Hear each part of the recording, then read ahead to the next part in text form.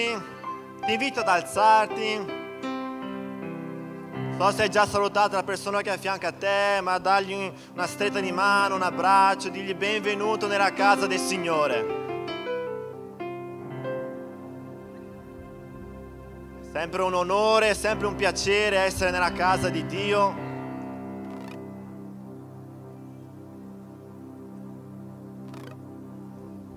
Vorrei cominciare questo culto condividendo con voi un versetto che si trova nella prima lettera dell'Apostolo Pietro, capitolo 5, versetto 7, che dice così: gettando su di Lui ogni vostra preoccupazione, perché Egli ha cura di voi. Non so quanti di voi qua passano per problemi, per difficoltà, per momenti di stress. Io questa settimana ho avuto un problema con la macchina che si è rotta e so cosa significa avere un po' di stress, essere preoccupato, ma ti invito questa sera a svuotarti di te stesso, di gettare ogni preoccupazione su Gesù e concentrarti totalmente sull'adorazione. Se tu non hai un motivo per celebrare a Dio questa sera, te ne do subito uno. Il Salmo 136 dice: celebrate il Signore perché Egli è buono e perché la sua bontà dura in eterno. Non siamo qui per cantare chi noi siamo o ciò che abbiamo fatto o ciò che non abbiamo fatto. Siamo qui per cantare chi Dio è, e Dio è buono. Quindi per questa sera tu possa svuotarti di ogni distrazione, di ogni problema, di ogni ansietà. Getta tutto su Gesù e concentrati solamente a offrire il tuo meglio a Dio. Padre, eccoci qui, Signore. Quale onore, Signore, celebrare a Te il nostro culto, la nostra adorazione. Vogliamo ingrandirti in questa serata, vogliamo benedirti in questa serata, vogliamo dichiarare, Signore, che Tu sei buono e che Tu, Signore, ti prendi cura di noi. Signore, noi sappiamo che mentre siamo qui dentro e stiamo cantando a Te e celebrando a Te e adorando il Tuo santo nome, Tu ti stai preoccupando delle nostre cose là fuori, dei nostri problemi, delle nostre difficoltà, e Tu aprirai porte, Signore, dove non ci sono porte, in favore del Tuo popolo. Ma in questa serata voglio pregarti affinché Tu venga a svuotare la nostra mente da ogni problema e da ogni distrazione. Vogliamo concentrarci totalmente su questo culto, vogliamo offrirti, Signore, il meglio di noi stessi, perché Tu, Signore, ci hai offerto il meglio di Te stesso, il Signor Gesù, la salvezza eterna. Quindi, Signore, sei degno di ricevere il nostro meglio. Sii innalzato questa serata, sii glorificato. Prendi per Te, Signore, tutto l'onore, tutta la gloria, ogni applauso che sarà fatto in questo luogo, tutto è per Te, perché Tu solo sei degno di ricevere tutto questo. Benedici questo culto, ogni canzone, ogni persona che suonerà, ogni persona, Signore, che farà qualcosa qui, Signore, in questo luogo, in questa serata, per il Tuo regno, che Tu possa benedire tutto questo, Signore, che tutto sia fatto con eccellenza, con qualità, perché è per Te, Signore. Benedici questo culto, vogliamo sentirti e vogliamo uscire di qua, Signore, pieni della Tua presenza. Nel nome di Gesù, amen. Facciamo un applauso.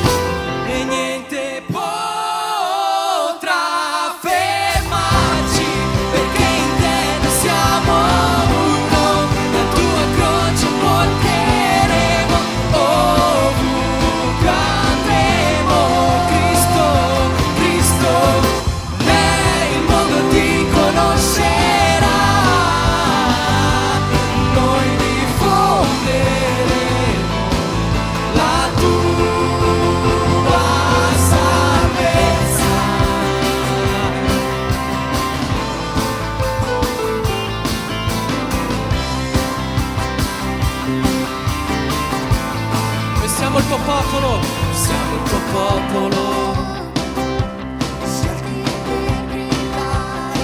La tua luce, cambiare la storia. Nei nostri cuori ardi la fiamma della tua passione. Un solo corpo, un solo cuore, col desiderio di servirti, Signore.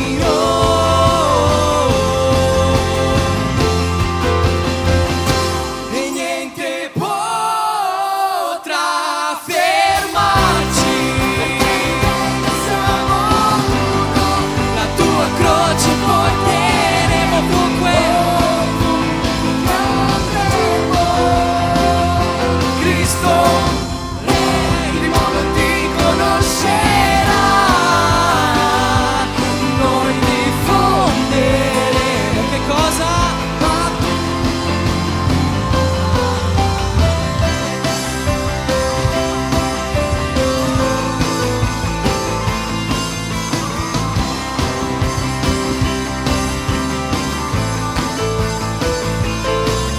Noi siamo il tuo popolo, eccoci qui. Noi siamo uno in te. Noi siamo uno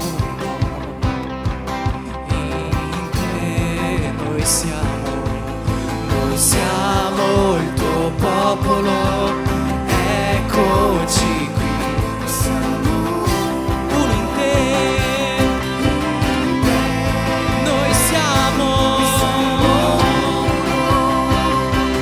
in te. Noi siamo il tuo popolo, eccoci qui. Noi siamo uno in te. Noi siamo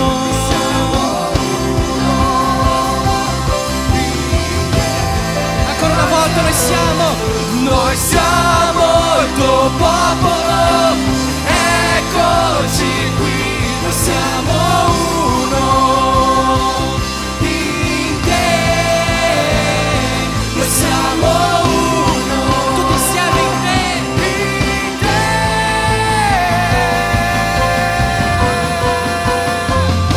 E niente potrà, tutti insieme.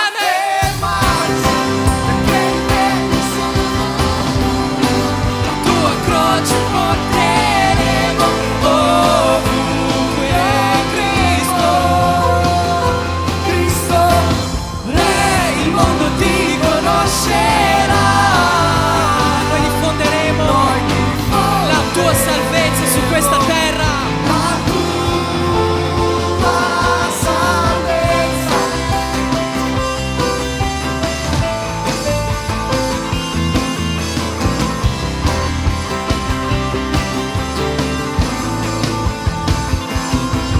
Noi siamo il tuo popolo, eccoci qui. Voglio sentire la Chiesa.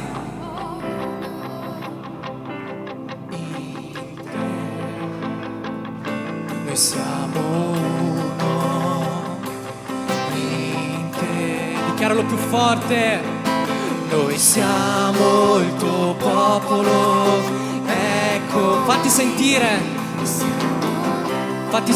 che sei lì. Dichiara che fai parte di Cristo. Dichiara che siamo una chiesa, uno in Cristo. Siamo il tuo popolo, eccoci qui. Siamo uno. Noi siamo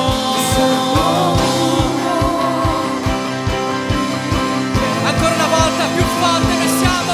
Noi siamo il tuo popolo, eccoci qui. Siamo uno in te.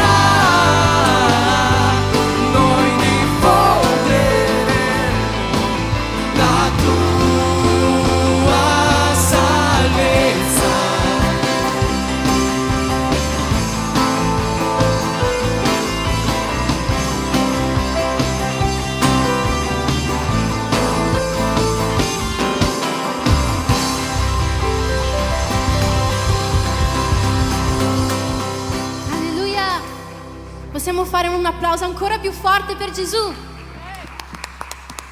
Alleluia. Adesso noi faremo una nuova canzone. Prima di iniziare questa canzone io voglio introdurla con un versetto che è del nostro devozionale dei giovani che abbiamo fatto oggi.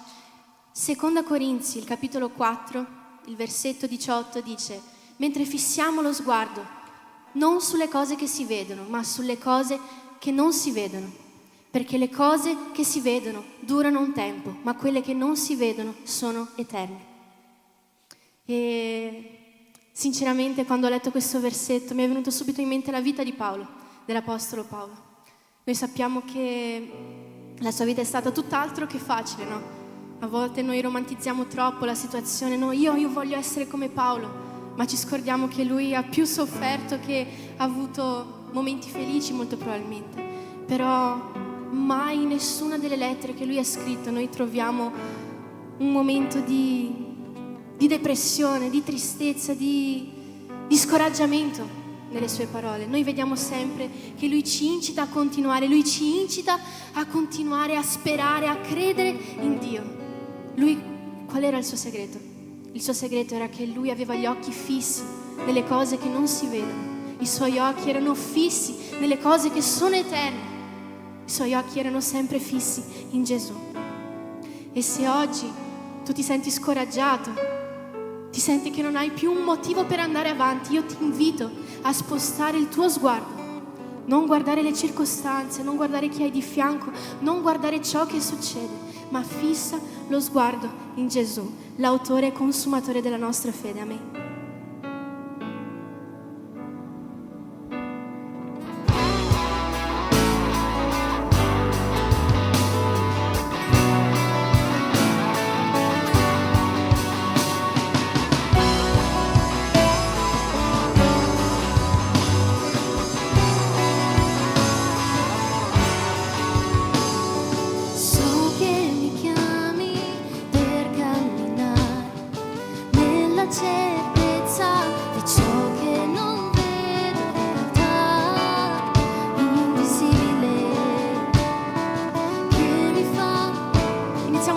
So che mi chiami, so che mi chiami per camminare nella certezza di ciò che non vedo, realtà invisibile, che mi fa andare oltre ciò che è tangibile.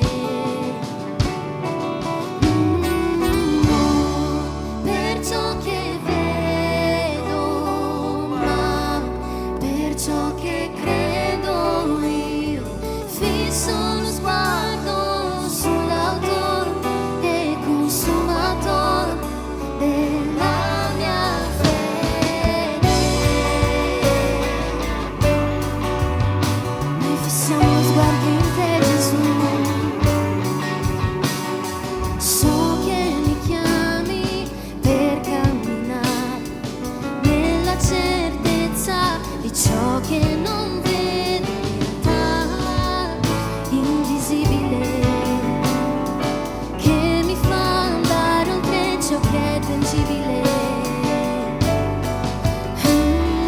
Non per ciò che vedo, ma per ciò che credo io, fisso lo sguardo sull'autore e consumatore della mia fede. Non per ciò che vedo, ma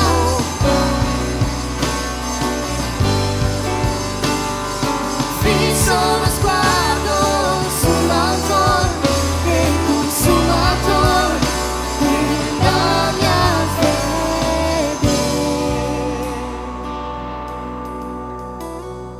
Fissa l'eternità in me, Gesù, tutto è momentaneo qui, la ricompensa sei tu, la mia ricompensa sei tu. Fissa l'eternità in me, Gesù, tutto è momentaneo qui, la ricompensa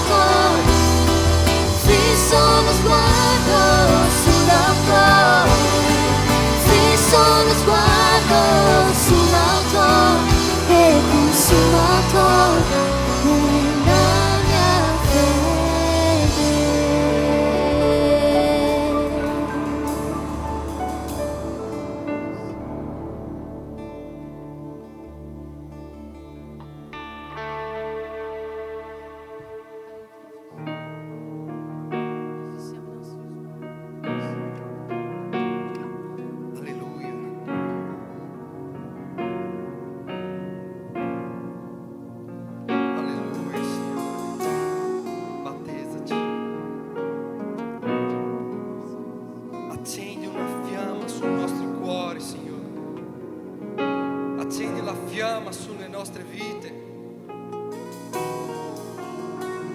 Brucia i nostri cuori, Padre. Ravvivaci, Signore. Mantieni la fiamma del tuo spirito vivo dentro il nostro cuore. Battezzaci, Signore.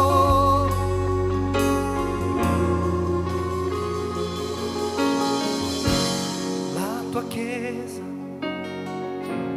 riunita, un solo popolo e un solo cuore.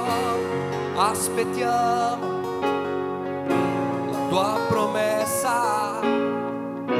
Posso sentire il tuo vento all'improvviso, lingue come fuoco caderò sul popolo e che cadano adesso anche qui all'improvviso, lingue come fuoco caderò sul popolo e che cadano adesso anche qui.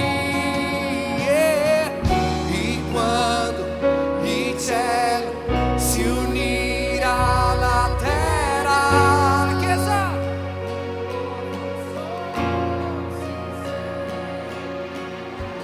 e quando la tua gloria riempirà la casa.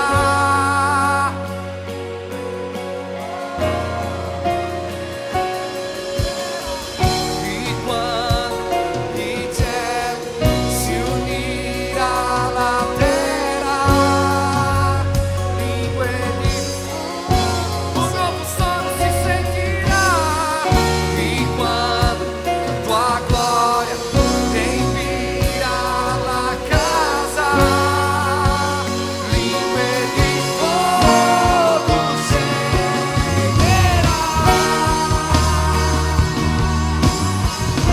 Un nuovo suono si sentirà.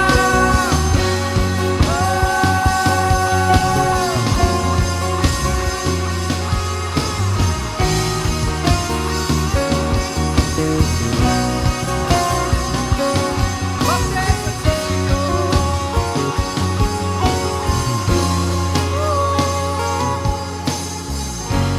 La tua Chiesa riunita, un solo popolo e un solo cuore. Aspettiamo la tua promessa.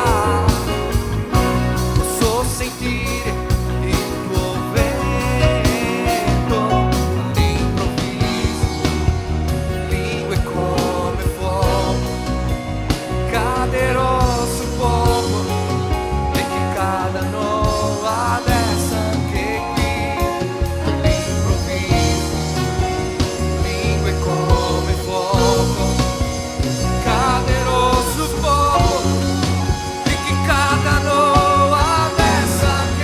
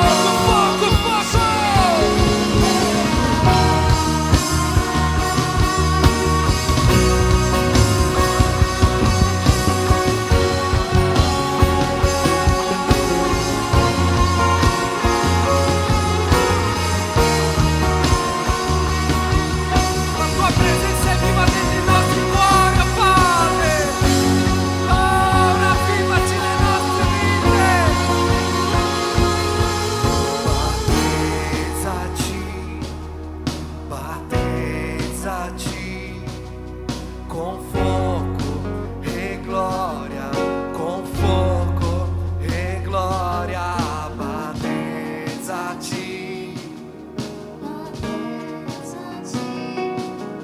con fuoco e gloria, con fuoco e gloria, battezzaci,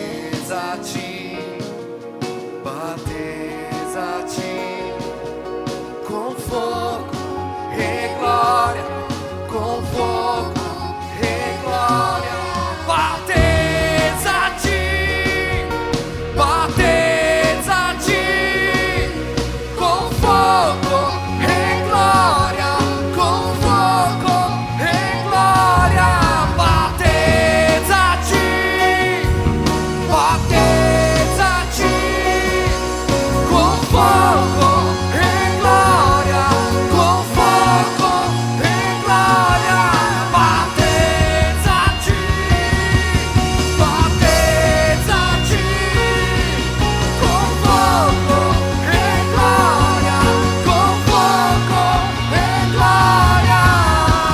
E quando il cielo si unirà alla terra, un nuovo sole si sentirà. E quando la tua gloria riempirà la casa, lingue di fuoco scenderà. E quando il cielo si unirà alla terra, un nuovo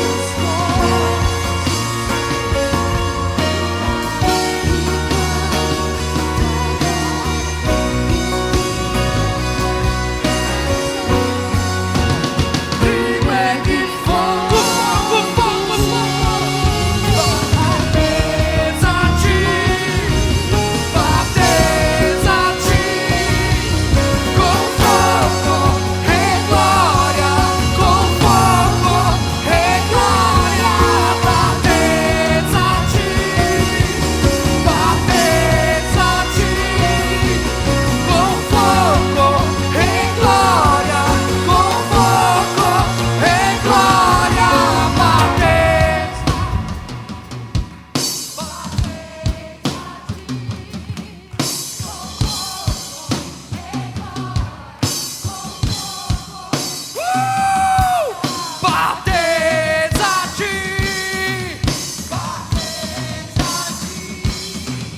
con fuoco e gloria, con fuoco e gloria, battezzaci, battezzaci con fuoco e gloria, con fuoco e gloria, battezzaci, battezzaci con fuoco e gloria, con fuoco e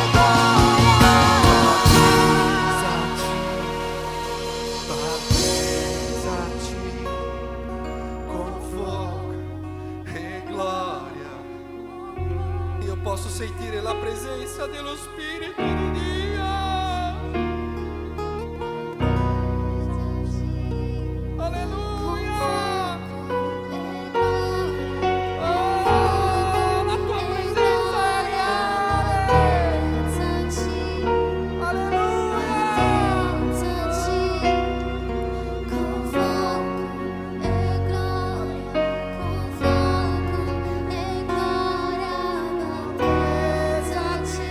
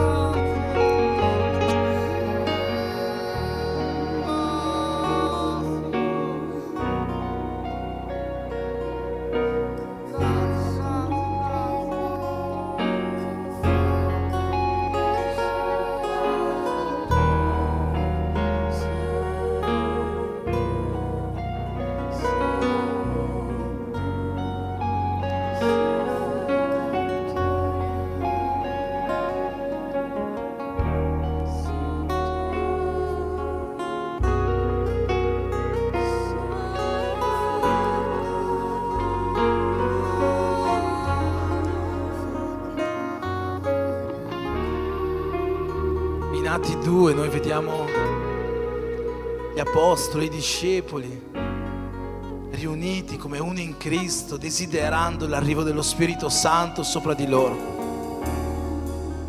E forse è proprio questo il segreto, loro desideravano questo Spirito promesso.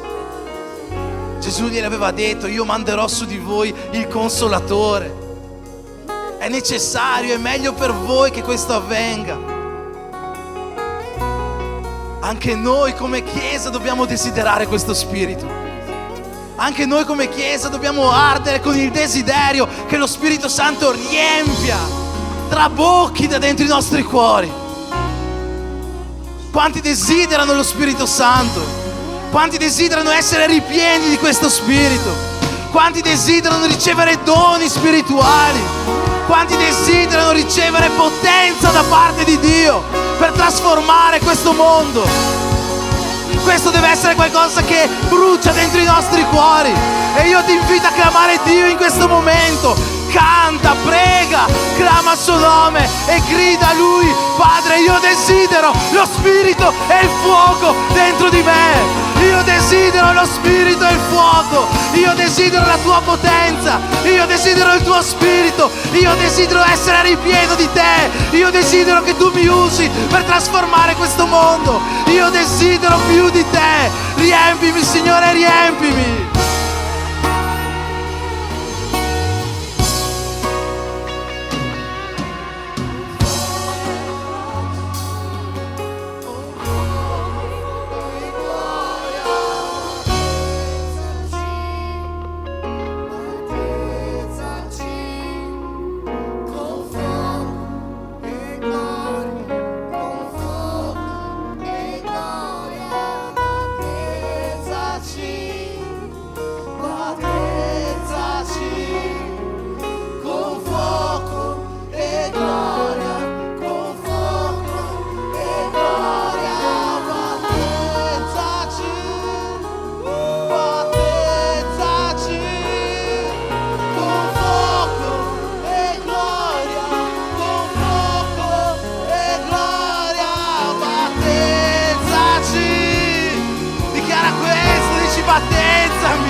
Battezzami, Padre, riempimi, riempimi, riempimi.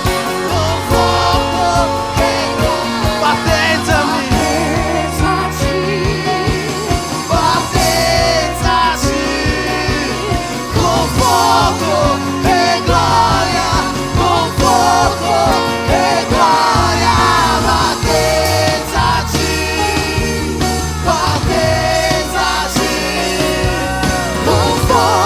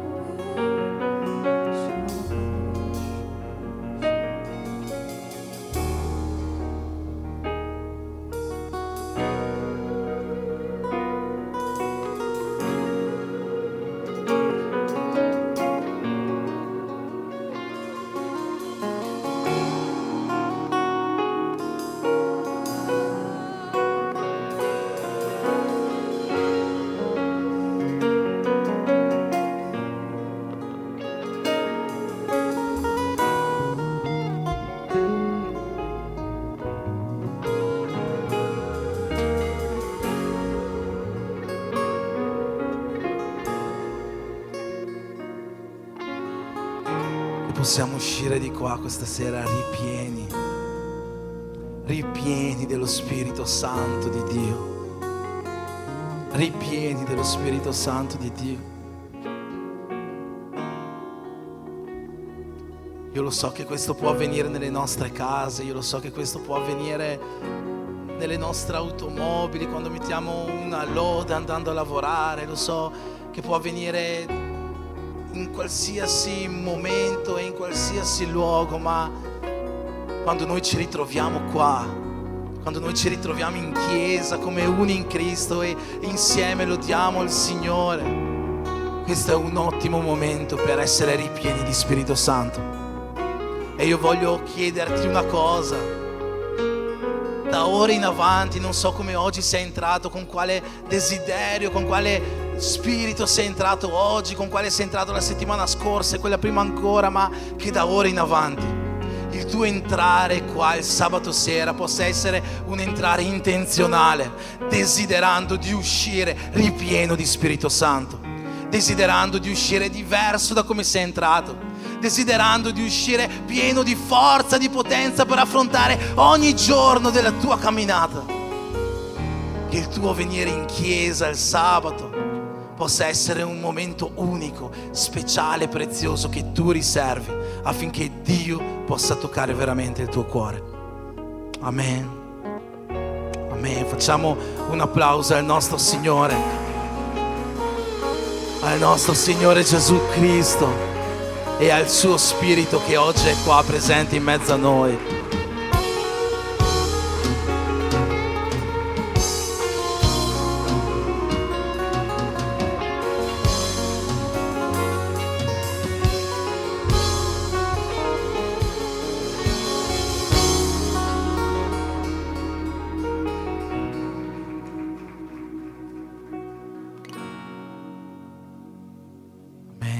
Prima di continuare con la nostra serata di adorazione, vogliamo dare qualche avviso. Ti chiedo di sederti alcuni minuti. Diamo qualche avviso per le prossime settimane.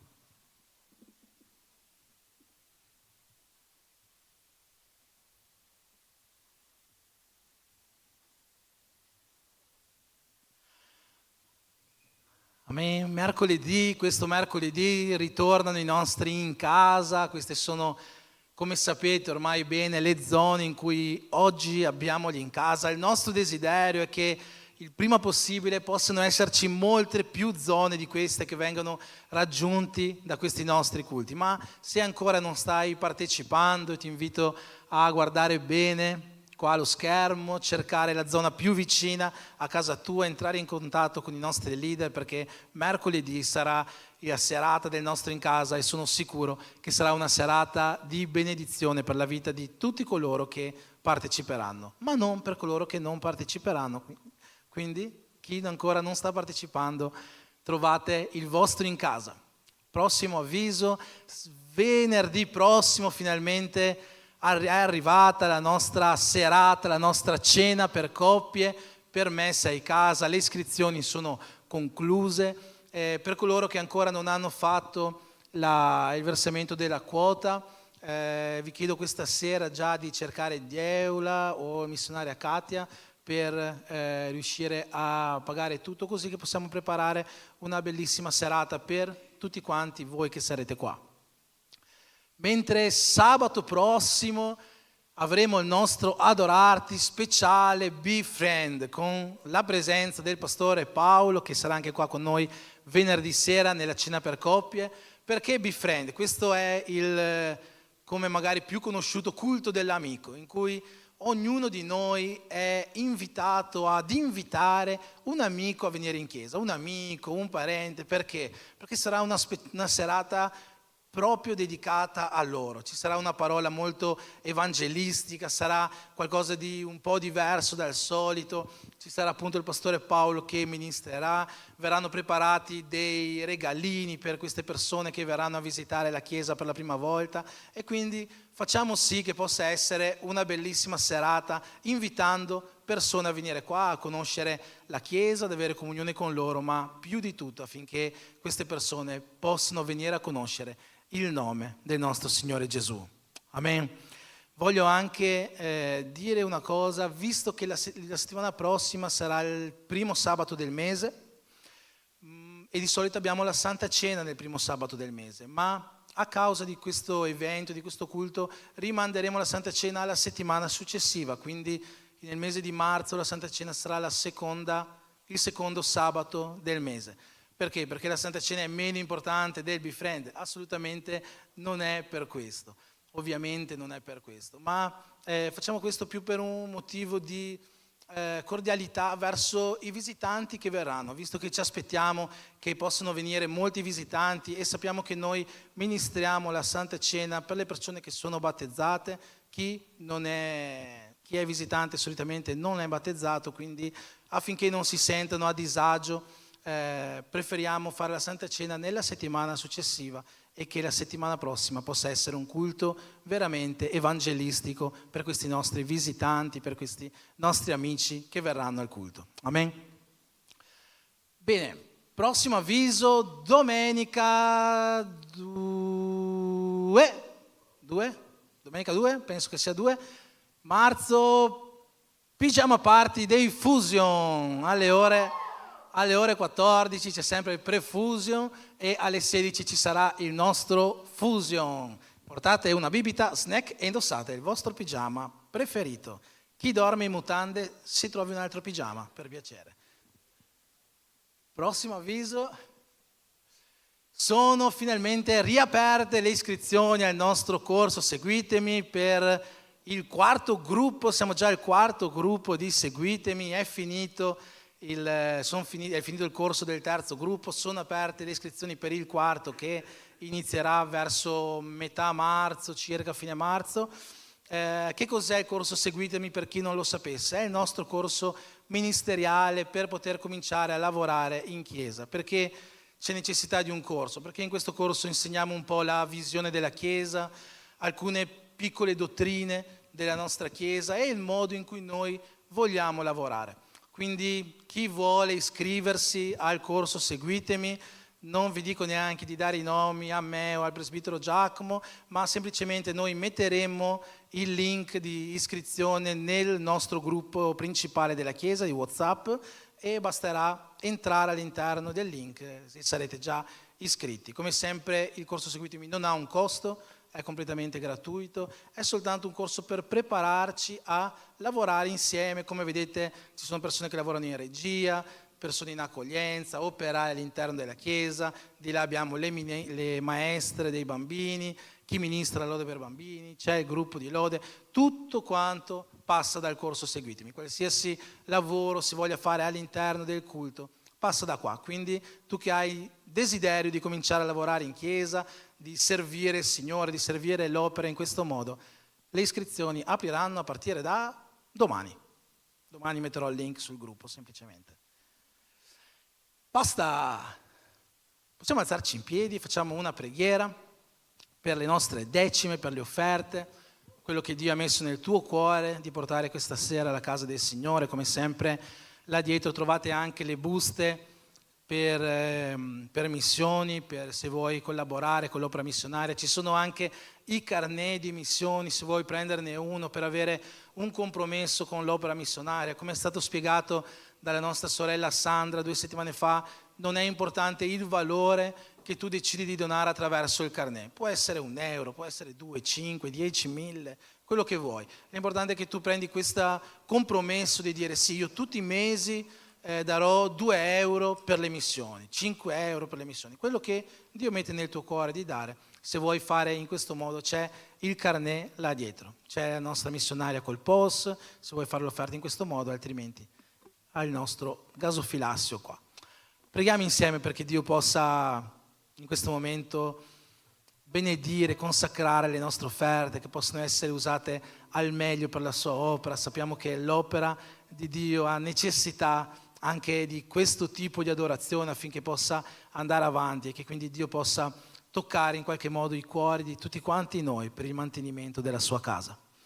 Padre, nel nome di Gesù, in questo momento noi ti preghiamo per le nostre decime, per le nostre offerte e ti chiediamo, Signore, che possano essere consacrate e salire a te come la nostra migliore adorazione. Sì, Signore, quello che esce dal nostro cuore, che noi vogliamo darti questa sera, vogliamo dartelo con gioia perché tu ami un donatore gioioso, Signore. Benedici queste offerte, benedici la tua Chiesa, mantienila e sostienila, Signore. Noi ti preghiamo per questo nel nome di Gesù. Amen.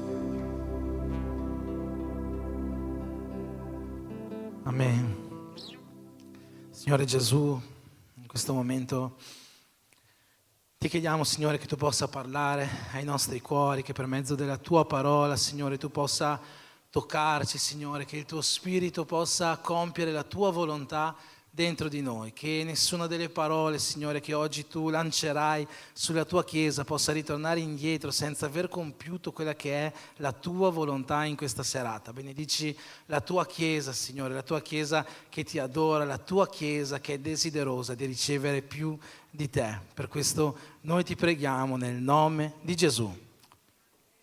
Amen. Potete sedervi.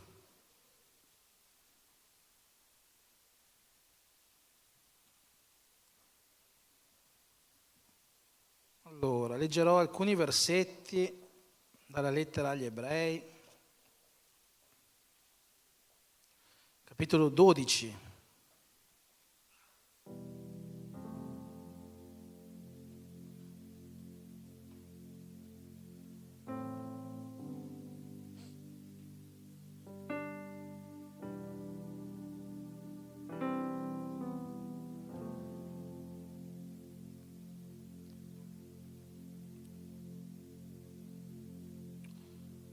Leggerò Ebrei 12 dal versetto 1 in avanti, al 3 penso. Ma prima di leggere Ebrei 12 voglio dirvi perché leggo Ebrei 12. Perché c'è un capitolo nella Bibbia che è un capitolo molto conosciuto, forse è uno tra i capitoli più conosciuti all'interno di tutta la parola di Dio, ed è Ebrei capitolo 11, no? Ebrei 11 è molto conosciuto perché Ebrei 11 ci parla di quella che è chiamata la galleria degli eroi della fede, persone che veramente hanno fatto la differenza attraverso la loro fede.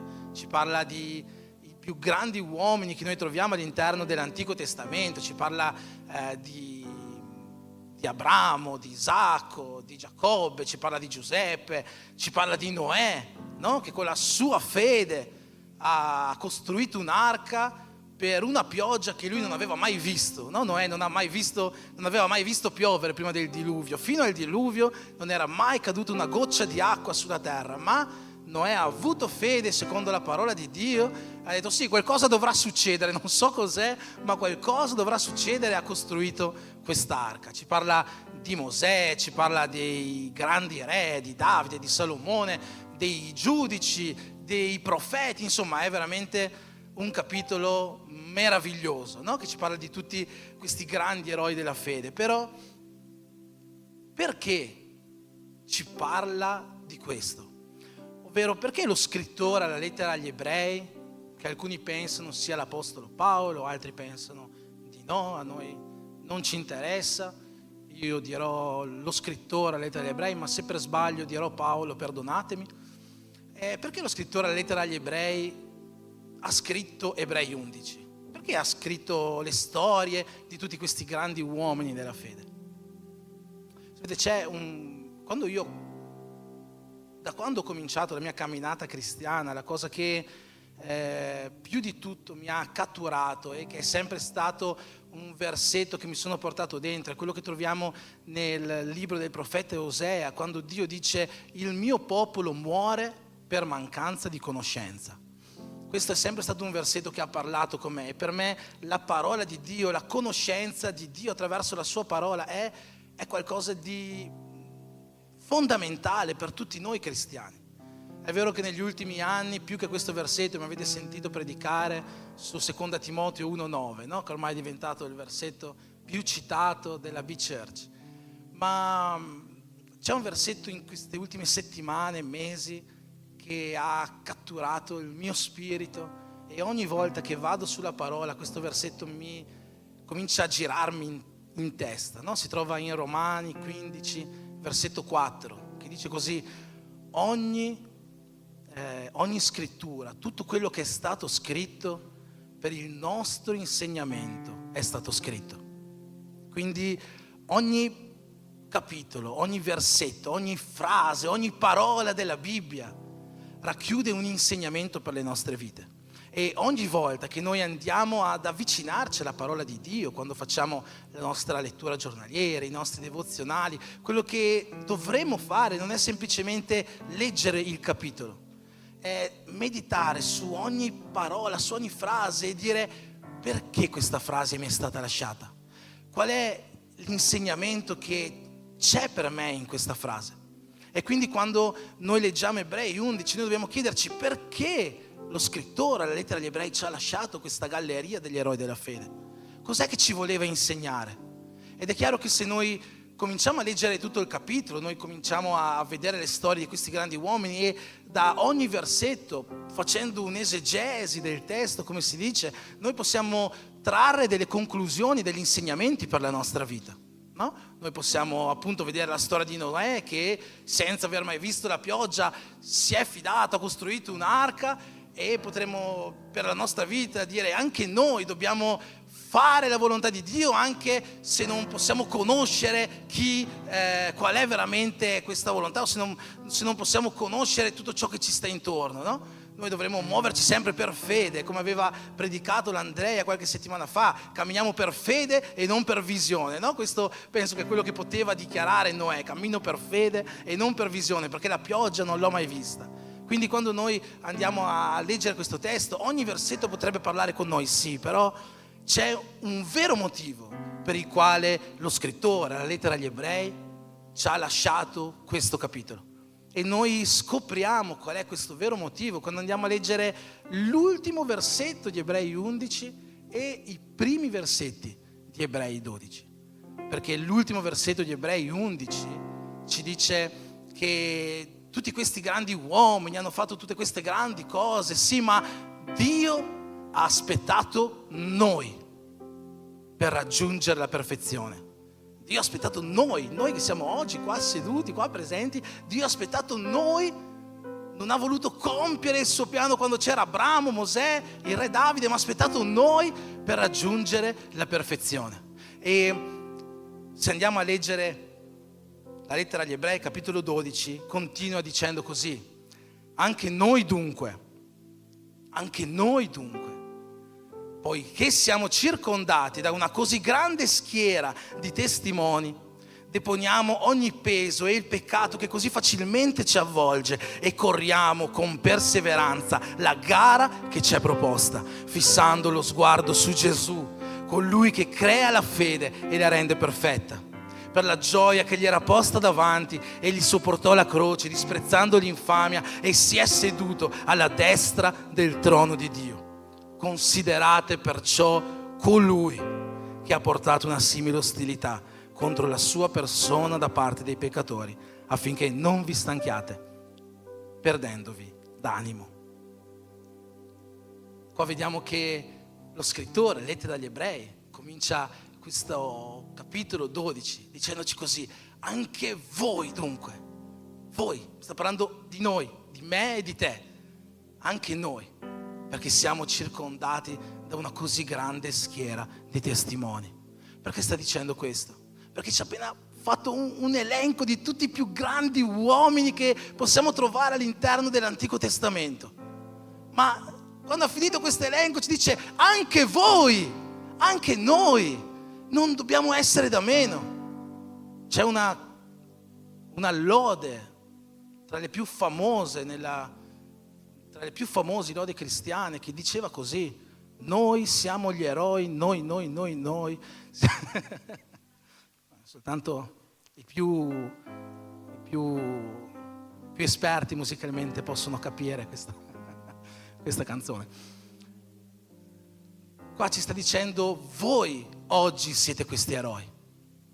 Noi siamo gli eroi, così anche voi, come lo erano loro un tempo. Oggi voi siete circondati da una schiera di testimoni, perché loro lo sono stati e tuttora lo sono. Quante persone oggi testimoniano di Abramo, di Isacco, di Giacobbe, di Mosè, di Davide? Tutti quanti noi cristiani testimoniamo di loro, testimoniamo della loro fede. La parola stessa, Dio stesso testimonia di loro e della loro fede. Ma qua lo scrittore ci sta dicendo: anche voi siete circondati da una così grande schiera di testimoni.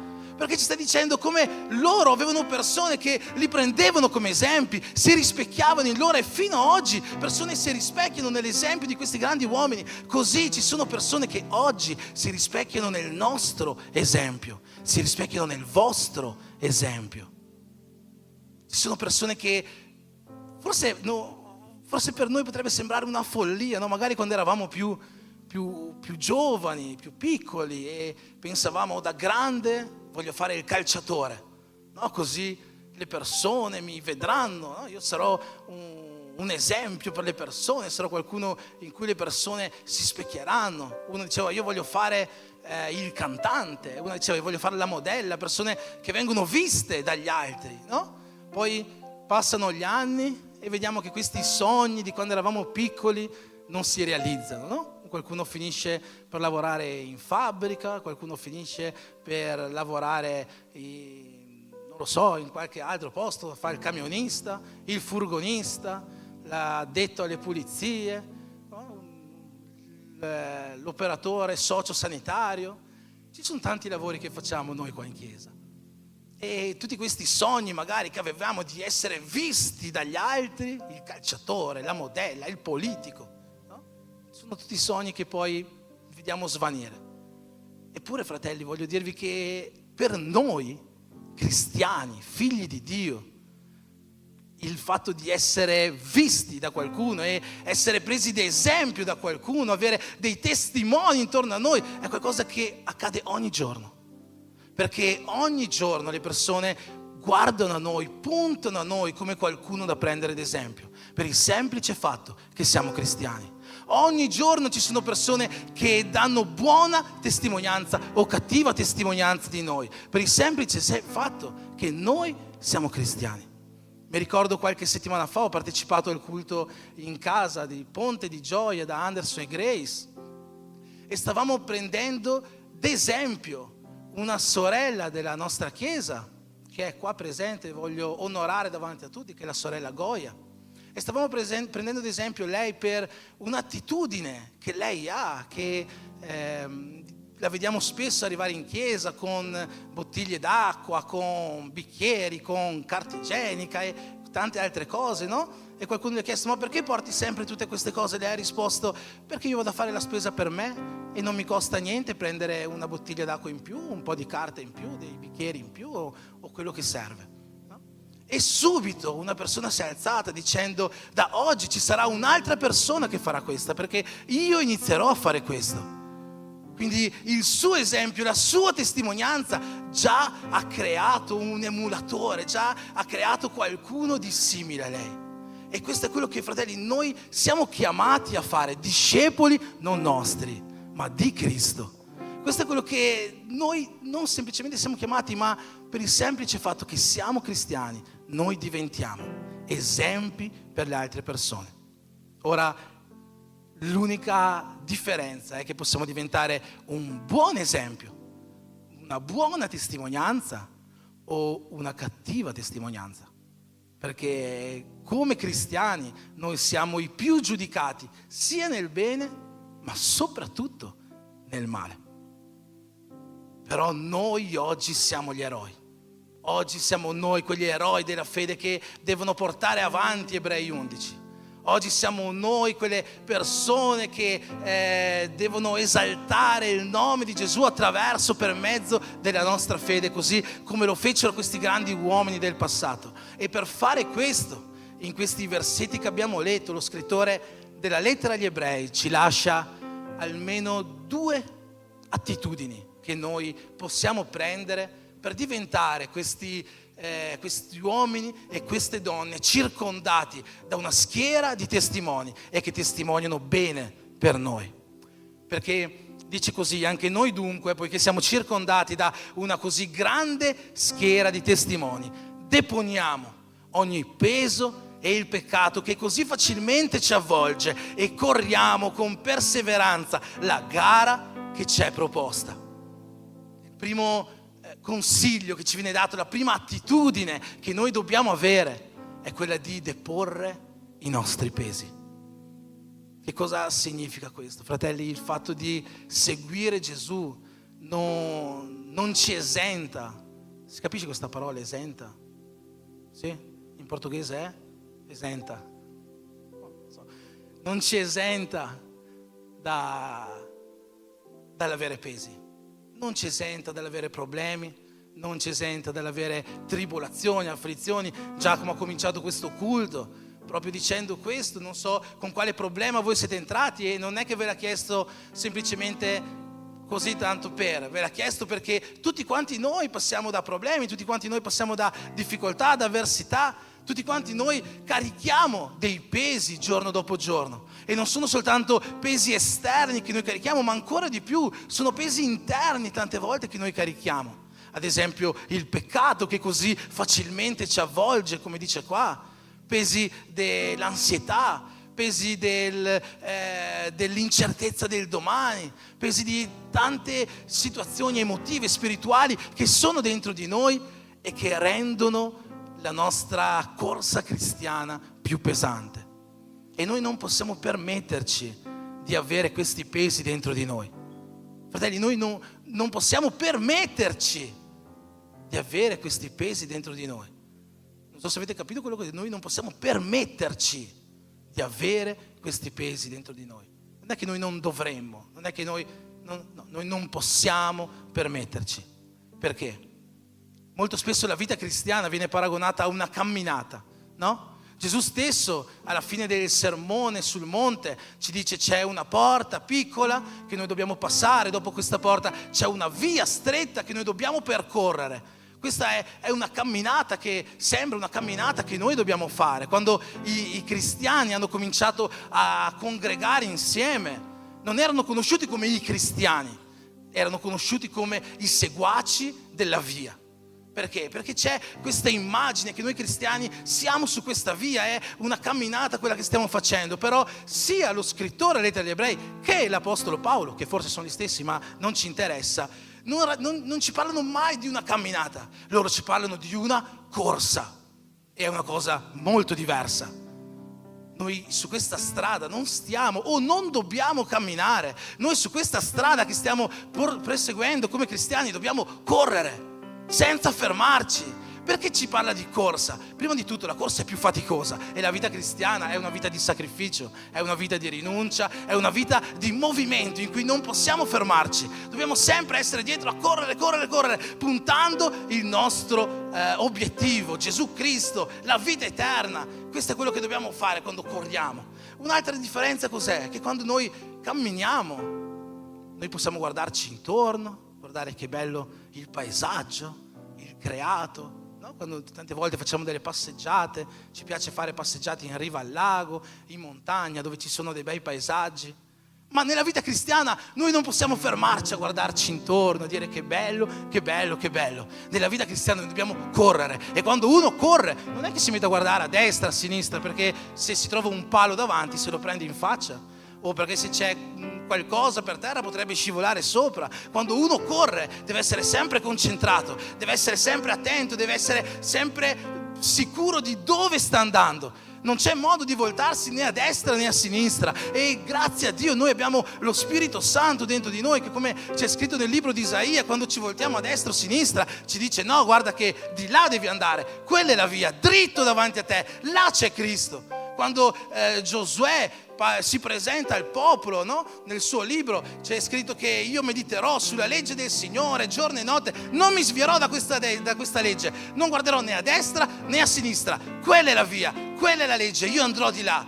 Quindi come noi viviamo la nostra vita, noi dobbiamo correre questa vita cristiana, non possiamo camminare su questa strada, non c'è tempo di camminare, non c'è tempo di perdere tempo, non c'è tempo di rimanere con questi pesi addosso, perché quando uno cammina sì, potrebbe anche portare dei pesi, ma quando uno corre noi non possiamo portare i pesi. Noi stiamo correndo una gara, c'è scritto qua. Paolo dice ancora di più, io corro una maratona. Paolo dice ancora di più, io è come se stessi lottando al pugilato, no? È qualcosa di molto forte quello che sto facendo. Quindi quello che noi dobbiamo fare è impegnarci in questa camminata, e non possiamo perdere tempo a portare questi pesi sopra di noi. Per questo sto dicendo, non possiamo permetterci di vivere con questi pesi addosso. non è che non dovremmo, no, non possiamo permettercelo, perché la corsa che dobbiamo correre richiede che noi siamo liberi da questi pesi. E proprio Giacomo ha cominciato questo culto parlandoci di quel versetto che troviamo nella lettera di Pietro, dove ci viene invitato a lanciare questi pesi contro Gesù. Noi dobbiamo deporre questi pesi, noi dobbiamo lanciarli contro di Lui, dobbiamo liberarci da tutti i pesi, e tutti i pesi interiori, da tutti i pesi di situazioni esterne. Dobbiamo liberarci dal peccato, prima di tutto perché non dobbiamo averlo, ma soprattutto perché non c'è tempo di restare a avere questi pesi addosso, che dobbiamo gestire tutte queste cose. Non c'è tempo. La nostra vita sulla terra, per quanto potrebbe sembrare lunga, è molto breve, e noi dobbiamo impegnarci ogni giorno di questa vita per correre nel miglior modo possibile la nostra corsa cristiana. Ma ci viene dato un secondo suggerimento, una seconda attitudine in questi versetti, quando dice così: anche noi dunque, poiché siamo circondati da una così grande schiera di testimoni, deponiamo ogni peso e il peccato che così facilmente ci avvolge e corriamo con perseveranza la gara che ci è proposta, fissando il nostro sguardo su Gesù, colui che crea la fede e la rende perfetta. Puoi ripetere insieme a me questa parte del versetto 2: fissando il nostro sguardo su Gesù. Ancora una volta, con più carica: fissando il nostro sguardo su Gesù. E questo è qualcosa di imprescindibile che noi dobbiamo fare come cristiani. Dobbiamo fissare il nostro sguardo su Gesù. È qualcosa che noi non possiamo fare a meno di fare se vogliamo veramente vivere una camminata, o meglio una corsa come cristiani, perché abbiamo detto che quando uno corre deve fissare sempre davanti a sé, fissare sempre l'obiettivo, sapere bene dove sta andando e non perdere mai di vista la direzione in cui sta andando, e quella direzione è Gesù Cristo, e noi dobbiamo fissare proprio lì il nostro sguardo. E per questo la mia domanda questa sera è: dov'è rivolto il tuo sguardo? Dov'è rivolto il tuo sguardo? Dì alla persona vicino a te: dov'è rivolto il tuo sguardo? Se qualcuno ti risponde: adesso sto guardando te, dagli una botta in testa. Dov'è rivolto il tuo sguardo? Perché dico questo? Perché molte volte nelle difficoltà della nostra vita, no? In questi problemi, in questi pesi, in questi momenti difficili che ci affliggono, la nostra prima reazione non è guardare Cristo. La nostra prima reazione è guardare le nostre certezze, è guardare ciò che possiamo vedere, toccare, è porre il nostro sguardo su qualcosa su quale pensiamo di poterci affidare. Un tempo fa, anni fa, nell'Antico Testamento si affidavano agli idoli, statuine di oro, di metallo, di pietra che facevano. Il Salmo 115 però condanna questi idoli dicendo: guardate che cosa sono questi idoli, hanno occhi ma non vedono. Invece il nostro Dio ha occhi che scrutano su tutta la terra. C'è scritto che gli occhi del Signore passano in tutta la terra guardando coloro che sono devoti a Lui, e ha misericordia per queste persone.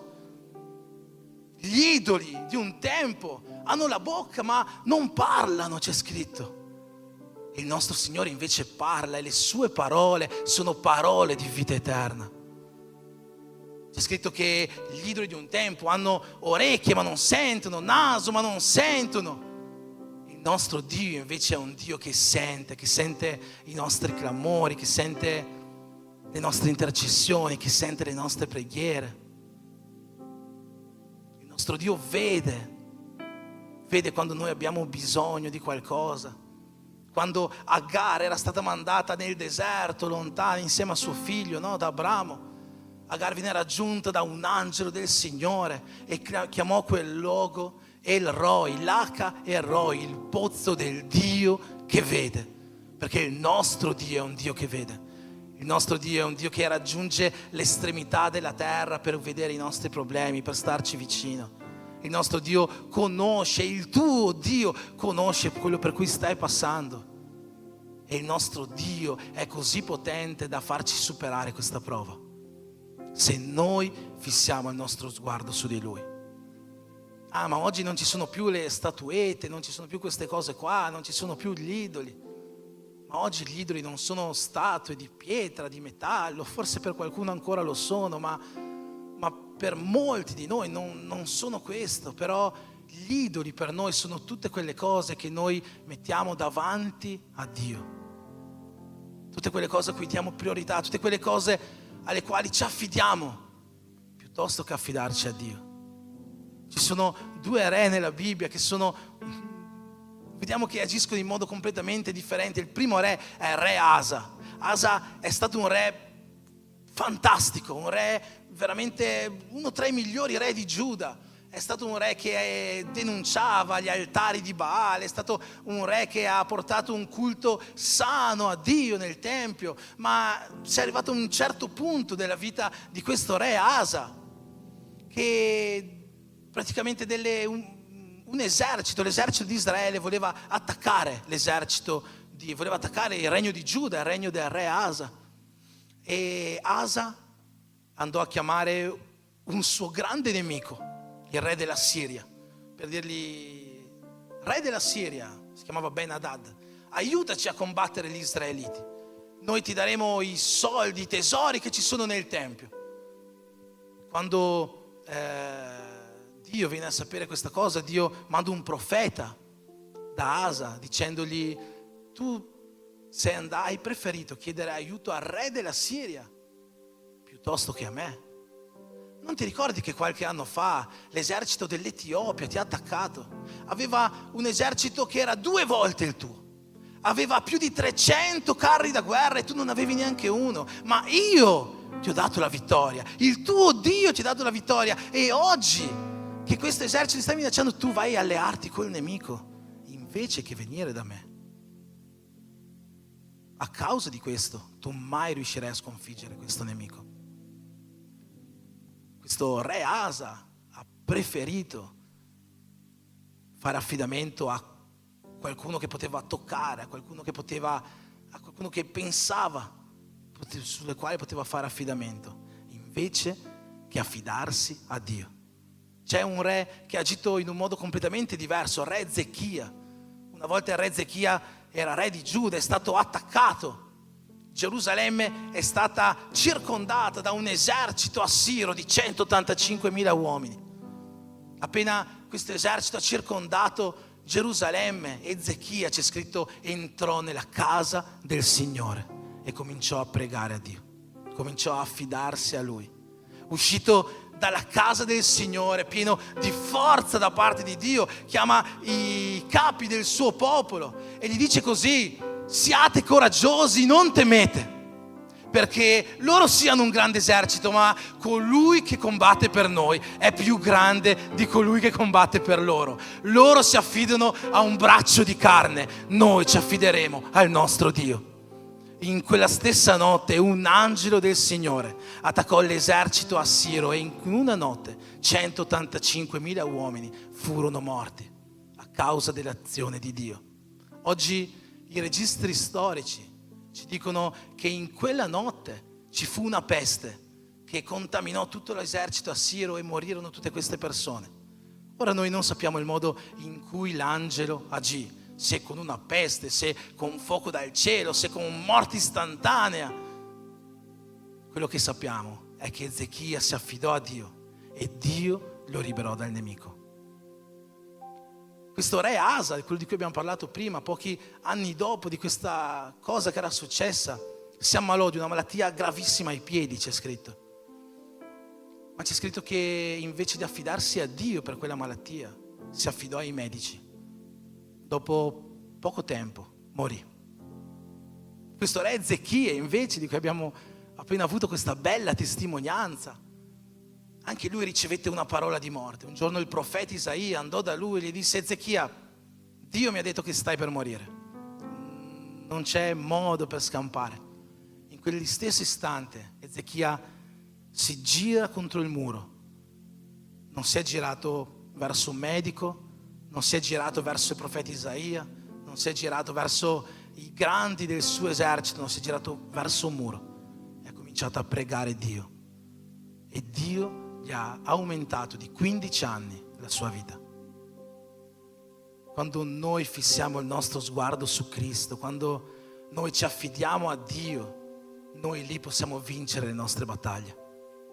Avere il nostro sguardo puntato su Cristo è quello che questi eroi di Ebrei 11 facevano costantemente. Non si importavano di quello che avevano davanti. Alcuni di loro hanno spento la violenza del fuoco, alcuni di loro sono scampati dalla morte, alcuni di loro hanno distrutto eserciti, c'è scritto. In che modo? Con la forza del loro braccio?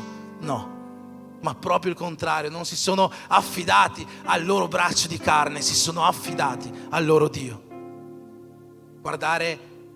Fissare il nostro sguardo su Gesù è quello che noi dobbiamo fare, affinché possiamo avere una schiera di testimoni che testimoni bene per noi, e affinché possiamo essere liberati da ogni afflizione e battaglia della nostra vita. E con questo non sto dicendo che noi non dobbiamo affidarci ai medici, non sto dicendo che non dobbiamo affidarci agli specialisti.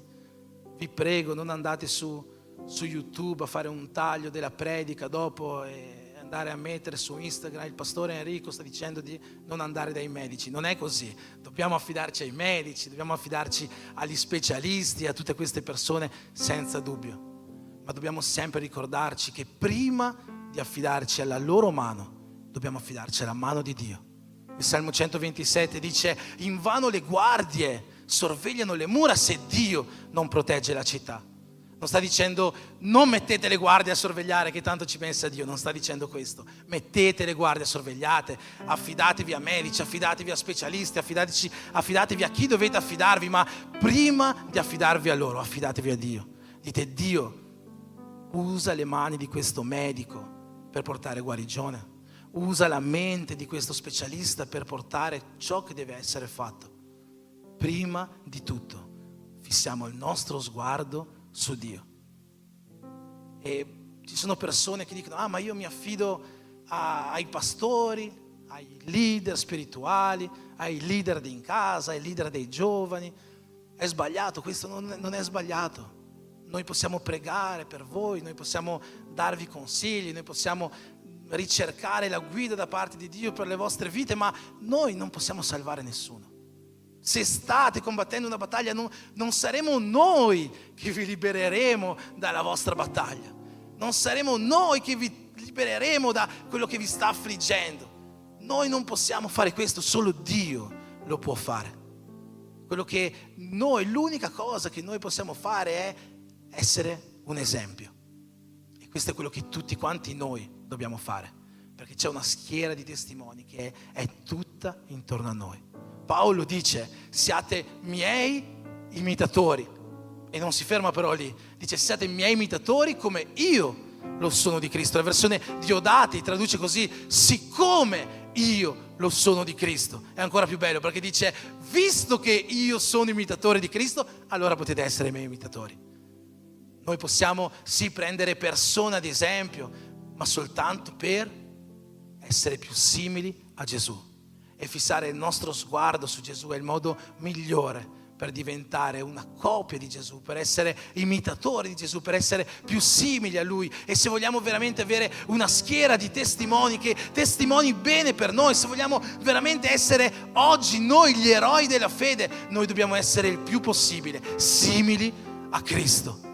Io amo i Vangeli, io amo l'Antico Testamento, amo le lettere, amo tutta quanta la Bibbia. Veramente ci sono passi che io delle lettere mi metto lì a pensare a quello che stanno scrivendo. L'Antico Testamento è pieno di storie, di episodi meravigliosi. Ma fratelli, se vogliamo avere veramente una guida per la nostra vita, noi dobbiamo leggere i Vangeli, perché nei Vangeli noi vediamo chi Gesù è. noi possiamo puntare il nostro sguardo su Cristo. Se noi leggiamo i Vangeli, Matteo, Marco, Luca, Giovanni, noi lì possiamo capire chi Gesù era. E non dalle guarigioni, non dai miracoli, non da queste cose qua. Noi possiamo capirlo dal modo in cui lui si comportava, dalle attitudini che lui aveva.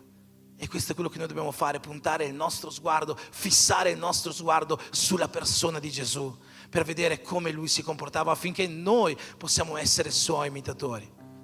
Noi da Gesù impariamo che ha amato il Padre sopra ogni cosa. E questo è quello che anche noi dobbiamo fare, imparare a amare Dio sopra ogni cosa. Noi da Gesù possiamo imparare di come è stato sottomesso alla volontà di Dio.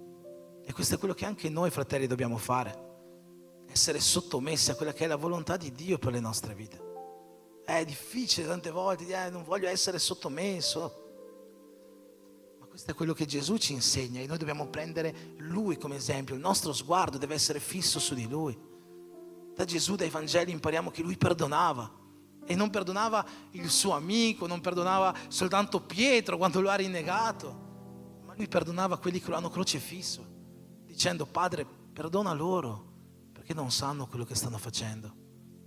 Da Gesù impariamo l'umiltà, da Gesù impariamo che è venuto per essere servo. E tante volte per noi umiliarci, essere servi gli uno degli altri è qualcosa di difficile. Ma c'è scritto in Marco 10,45: il figlio dell'uomo, Dio, è venuto sulla terra e non è venuto per governare, ma è venuto per servire noi e per morire per noi. Da Gesù impariamo lo zelo che aveva per la casa di Dio. Da Gesù impariamo quanto è importante compromettersi con l'opera di Dio. Da Gesù impariamo la pazienza, da Gesù impariamo l'amore, da Gesù impariamo tutte queste attitudini che noi, per essere questi eroi della fede, per essere queste persone circondati da testimoni e testimoni che parlano bene di noi, dobbiamo avere. Nel Vangelo di Giovanni, al capitolo 1, nel versetto 36, noi vediamo Giovanni Battista che è lì in riva al Giordano e a un certo punto si ferma e fissa il suo sguardo su Gesù e dice così: ecco, quello è l'agnello di Dio che toglie i peccati del mondo.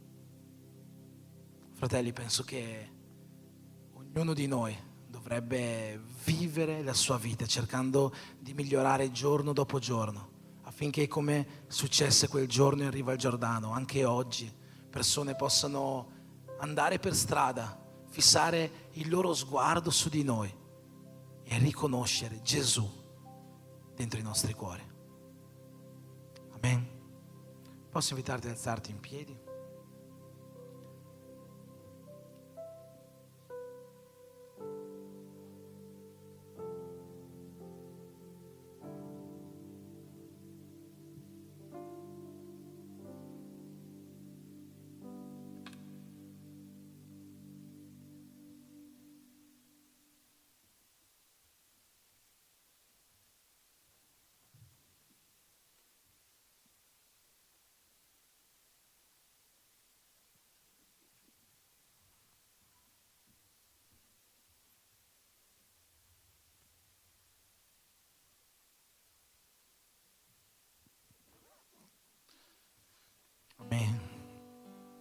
Fissare il nostro sguardo su Cristo è qualcosa che noi dobbiamo fare ogni giorno della nostra vita, ogni giorno di questa nostra corsa cristiana.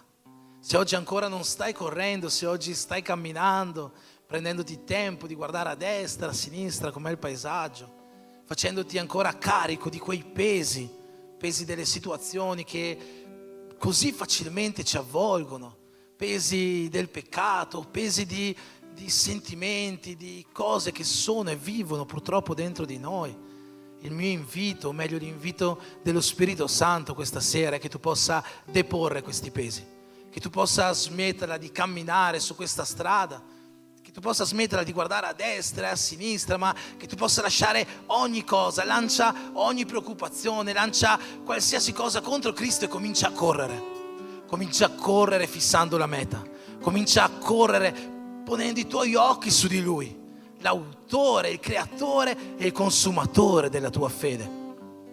Lui è colui che ci può liberare da ogni problema. Se fissi il tuo sguardo su di Lui, tu sarai liberato da ogni situazione, da ogni battaglia. Il salmista nel Salmo 121 dice così: alzi i miei occhi verso il monte. Da dove verrà il mio aiuto? Il mio aiuto viene dal Signore che ha creato il cielo e la terra. Perché inizia dicendo alzi i miei occhi verso il monte? Uno dei nomi di Dio nell'Antico Testamento è El Elyon, che nella Bibbia viene tradotto come l'Altissimo, ma che nella traduzione letterale è il Signore della montagna. Per questo Davide dice alzo i miei occhi verso la montagna, perché lì c'è il mio Signore. Lui è colui che mi può liberare, Lui è colui che non vacilla, Lui è colui che mi sosterrà in ogni momento e in ogni battaglia della mia vita. Fissiamo il nostro sguardo su di Lui durante questa nostra corsa, non perdendoci a guardare a destra, a sinistra, togliendoci questi pesi, perché è necessario che noi corriamo e che corriamo velocemente per arrivare fino a Lui. E finché continuiamo questa corsa, che ogni giorno possiamo migliorare, diventando sempre più simili al nostro Signore Gesù. Amen, Chiesa? Preghiamo insieme.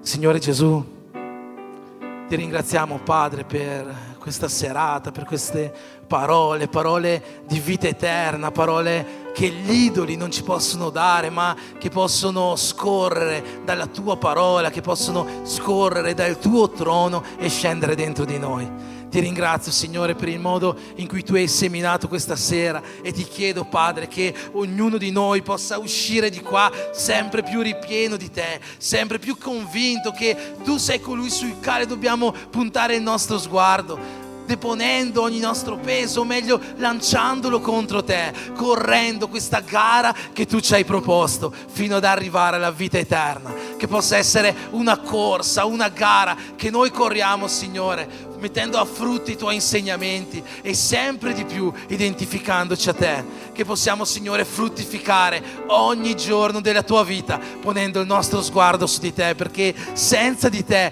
noi non possiamo nulla, ma con Te noi possiamo ogni cosa. Questo Tu ci hai insegnato, in questo noi crediamo, per fede lo crediamo. Fissiamo il nostro sguardo su di Te. Benedici le nostre vite, Signore, nel nome di Gesù. Amen.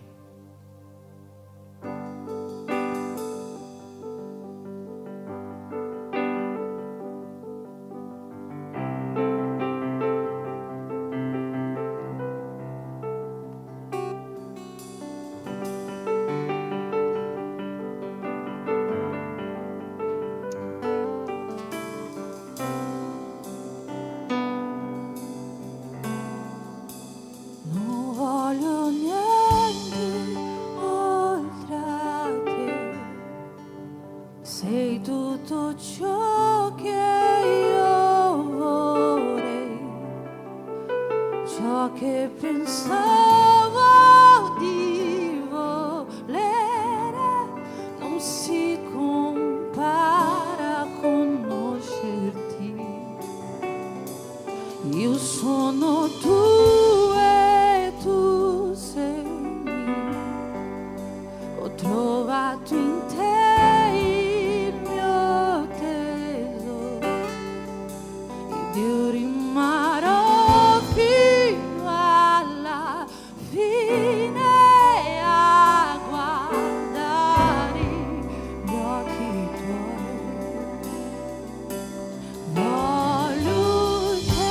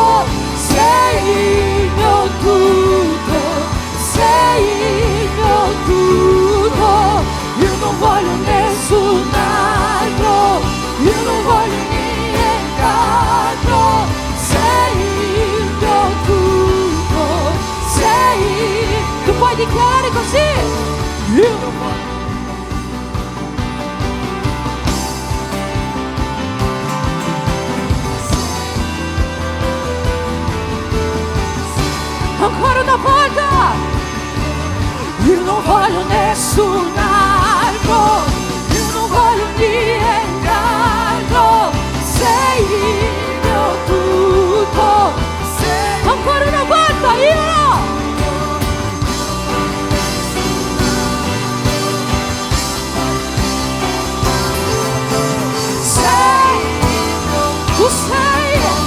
Sei il mio tutto, io non voglio nessun altro, io non voglio nient'altro. Sei il mio tutto, sei il mio tutto, sei il mio tutto, sei il mio tutto.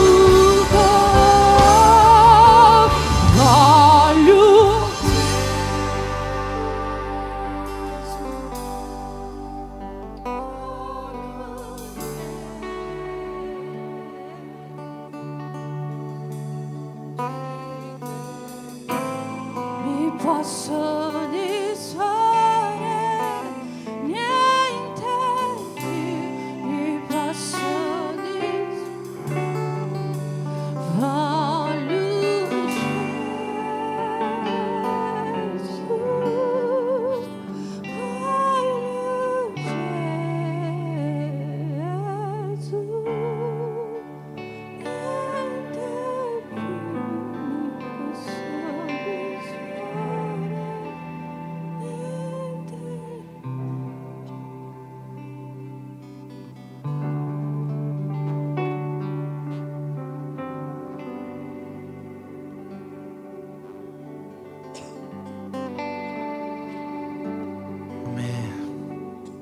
Facciamo un applauso al nostro Signore per terminare questa serata alla sua presenza, ma che la sua presenza possa vivere ogni giorno nei nostri cuori, che ogni giorno noi possiamo dichiarare questo con le nostre vite.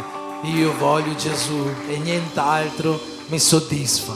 Io voglio Gesù e nient'altro mi soddisfa.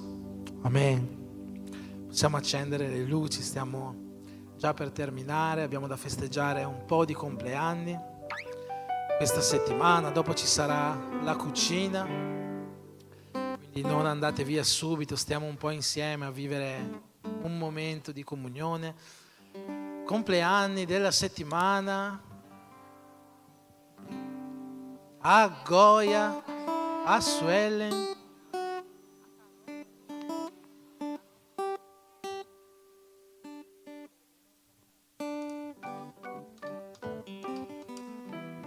Daisy.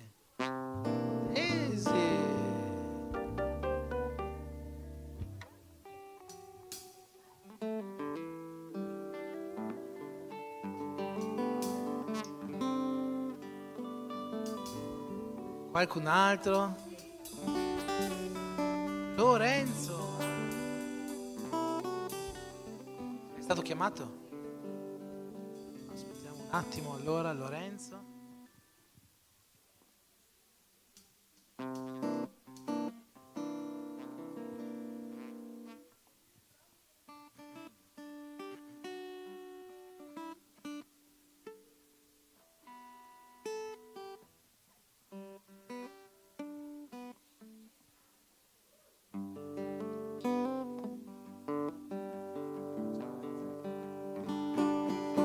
Amen. Possiamo stendere allora le nostre mani verso di loro per benedire questo nuovo anno che Dio ti ha messo davanti. Signore Gesù, ti preghiamo in questo momento per la vita di Lorenzo, di Daisy, di Goia e di Suellen, Signore, per questo nuovo anno, Signore, che Tu gli hai permesso di compiere, e per tutti i giorni che verranno. Ti chiediamo che le Tue migliori benedizioni possano riempire le loro vite, che la Tua gioia, che la Tua allegria possa riempire le loro giornate, che la salute che viene da Te e la pace che viene da Te possano essere sempre con loro, e che la Tua presenza li accompagni ogni giorno di questo nuovo anno. Per questo noi ti preghiamo nel nome di Gesù. Amen.